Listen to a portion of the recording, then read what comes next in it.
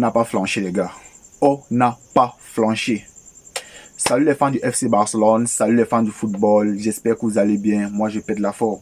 Aujourd'hui, on se retrouve pour une nouvelle vidéo dans laquelle on va parler de la victoire du FC Barcelone aujourd'hui face au Borussia Dortmund sur le score de 3-2. On est allé en Allemagne, on les a tapés chez eux, oui, voilà, on peut crier ça haut et fort ce soir.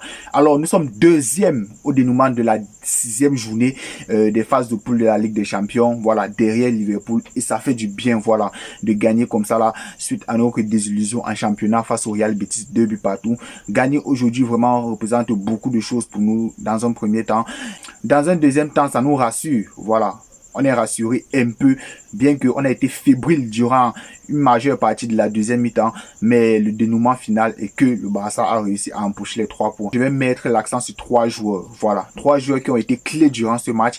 Nous avons Rafinha qui a été incroyable, les gars. Rafinha, il a fourni un match de patron aujourd'hui. Toujours là dans le débordement d'énergie, toujours là dans l'intensité, toujours là dans la récupération, toujours là dans le pressing constant, les gars. Toujours dans la multiplication des appels. C'est ce que moi j'aime sur ce joueur. Ce n'est pas forcément le plus technique du club, ce n'est pas forcément l'ailier le plus technique du monde, mais c'est celui-là qui se donne toujours à 200% sur le terrain. Voilà son appel sur la passe de Dani Olmo, qui a fait un très beau contrôle orienté d'ailleurs, et qui a lancé directement Rafinha en profondeur, et qui a su ajuster le gardien très clairement. Il n'a rien pu faire sur le ballon. Deuxièmement, je vais mettre l'accent sur Ferran Torres, qui a fait une très bonne entrée aujourd'hui. La deuxième personne qui m'a vraiment impressionné aujourd'hui, bien que ça n'a pas toujours été parfait, nous avons Ferran Torres qui a sorti vraiment le grand jeu ce soir. C'est vrai que c'est un joueur qui n'est pas assez médiatisé, c'est un joueur qui n'est pas assez considéré par les supporters du FC Barcelone. Pas moi personnellement, mais pour la majorité des supporters Barcelone, c'est pas un joueur que les gens ont misé une pièce sur lui à chaque match.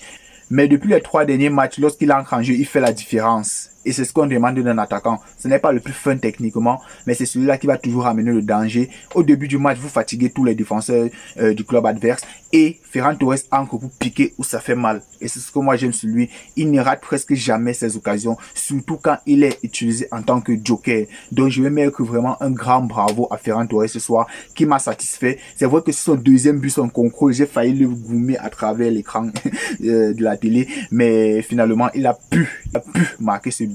Et nous sommes tous contents pour lui. Et j'espère qu'il va continuer dans la même lancée. Et la troisième personne, on dit toujours le meilleur pour la fin. Celui-là qui réussit toujours à nous débloquer des situations. Celui-là qui réussit toujours à nous sortir des pétrins. Celui-là qui réussit toujours à éclaircir vraiment le FC Barcelone quand nous sommes dans l'obscurité. Je vais parler ni plus ni moins du GOAT Lamine Yamal, qui au haut de ses 17 ans réussit toujours à sortir son épingle du jeu, bien qu'il n'a pas fait un match extraordinaire, il n'a pas été impressionnant. C'est vrai qu'en premier mi-temps, il a été assez remuant sur son côté, il faisait des différences, notamment sur les dédoublements avec Jules Koundé, mais dans l'ensemble, il n'a pas fait un match extraordinaire. Mais cette passe qui fait à Ferran Torres fait changer toute la donne sur le match.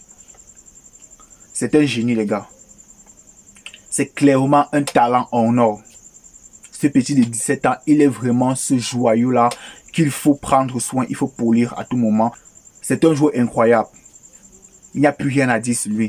La passe qu'il fait à Ferran Torres sur l'occasion du 3-2, c'est incroyable. Et sans compter l'extérieur du pied qu'il a fait en premier mi-temps sur Rafinha, malheureusement il oublie le cadre, mais dans l'ensemble, ses passes font toujours un truc. Ses passes déclenchent toujours une action. Ses passes déclenchent toujours un fait de jeu. Et vraiment, moi je suis énormément content que le FC Barcelone ait Lamine Yamal dans son équipe. Dans l'ensemble, le match a été compliqué. Serhou Guirassy, des grands jours, il a su nous gêner pas mal de fois. Koubarsi, quel faut-il vraiment sur le penalty, mais on va pas le tenir en rigueur vu qu'on a gagné aujourd'hui. Mais attention, tu es jeune, c'est vrai, tu as encore un peu de naïveté, voilà. Tu n'es pas encore mûr, tu n'es pas encore très mature, tu n'as pas encore assez d'expérience pour jouer les matchs de haut niveau, à très haut niveau. C'est vrai que tu t'en sors toujours indemne, mais aujourd'hui, tu n'as fait une faute qu'il ne fallait pas commettre. Voilà, c'était une faute qui n'était pas nécessaire. Parce que même sur le centre, moi je pense pas que Guirassy aurait récupéré le ballon, très clairement.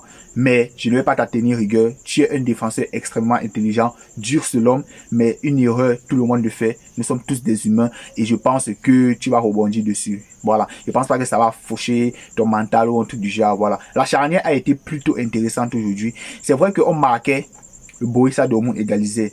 Et ça, c'est un point qu'il faut beaucoup travailler avec Hansi Flick. L'état d'esprit juste après un but marqué. Vraiment, parce que lorsque le FC Barcelone marque un but, nous remarquons directement un laxisme. Les joueurs n'arrivent plus à être concentrés. Ils ne reviennent plus dans le bain, ils ne reviennent plus dans le match complètement. Et là, ça laisse des occasions à l'adversaire de nous marquer et de revenir au score. Il l'a fait à 2 reprises. Heureusement qu'à la fin du match, on réussit à marquer ce but grâce au extraordinaire Ferran Torres. Voilà, le requin is back, les gars. Le requin est de retour et j'espère que ça va durer pour longtemps. Voilà, match plutôt intéressant de Baldé sur son côté, même si son entente avec Inigo Martinez, notamment sur le deuxième but de Guirassy, n'a pas été plutôt bonne. Il s'en veut, je sais, et je pense qu'il va rectifier ça dans les prochains jours.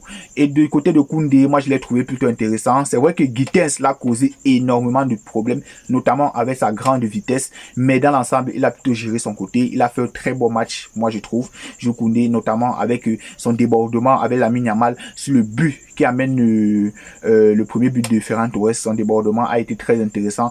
Avec Lamine Yamal sur le côté, Jules Koundé est plutôt libéré, il est plutôt intéressant dans ses dédoublements, dans ses prises de décision, dans son piercing, dans son forcing et tout. Tout ce qu'il fait offensivement quand Lamine Yamal est sur le terrain est intéressant. Il ne fait pas des courses hasardeuses, il ne court pas pour courir dans le vent. Il attend le signal de Lamine Yamal avant de prolonger sa course. Voilà, donc je l'ai trouvé plutôt intéressant aujourd'hui. Marc Casado, il a beaucoup couru ce soir.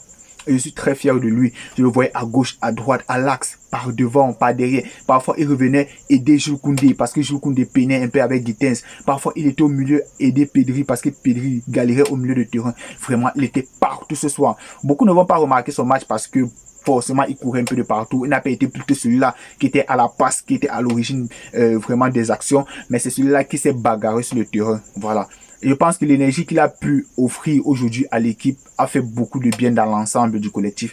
Et moi, je trouve qu'il a fait un bon match aujourd'hui. Pedri qui a fait un bon match sans plus, voilà, à ses habitudes. C'est vrai qu'il n'était pas extraordinaire ce soir, mais il a fait du Pedri, voilà. On en entend plus de lui, voilà. Mais il a été plutôt dans la moyenne, voilà. Il a été au-dessus de la moyenne, mais il n'a pas été extraordinaire, voilà.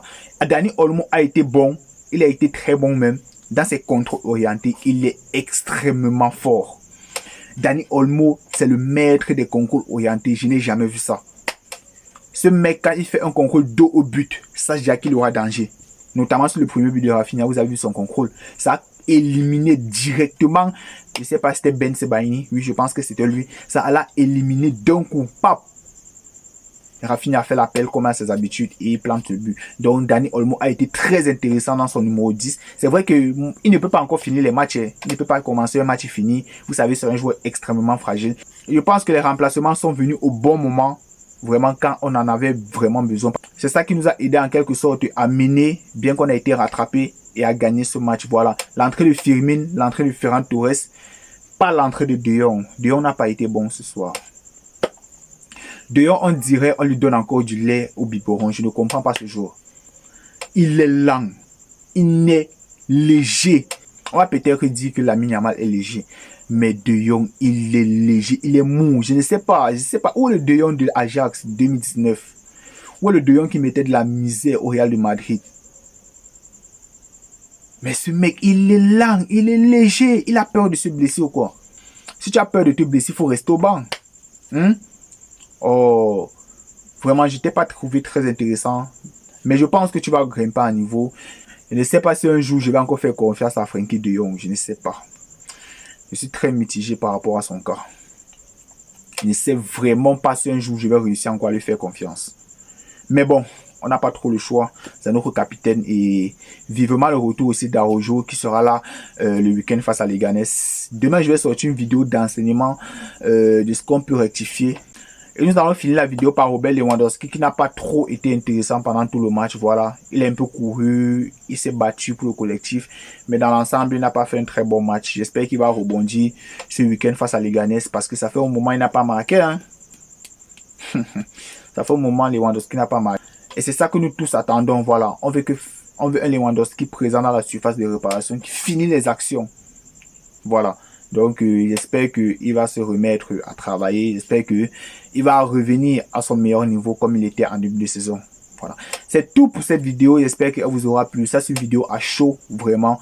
Et demain, je vais me poser vraiment pour faire une analyse plutôt approfondie sur le match. Ça, c'était un avis à chaud et je ne vais pas vraiment tout énumérer dans cette vidéo. Très belle victoire et j'espère que dans la suite, il y aura de très belles choses à venir. Visca Barça, Visca Catalunya et très bonne soirée à vous tous. Ciao.